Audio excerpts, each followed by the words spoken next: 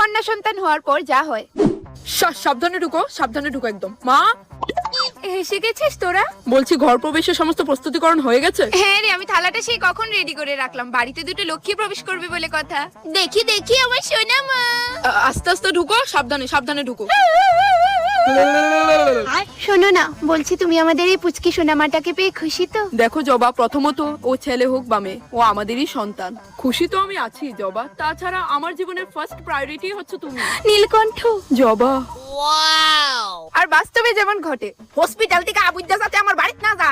দেখেন আপনার বৌমার যথেষ্ট ফুটফুটে মেয়ে সন্তান হয়েছে, একবার গিয়ে দেখেন। আমার দেখার কোনো কাম নাই। এ বাবু চল, দাঁড়িয়ে রয়েছিস কেন? ভাই চল।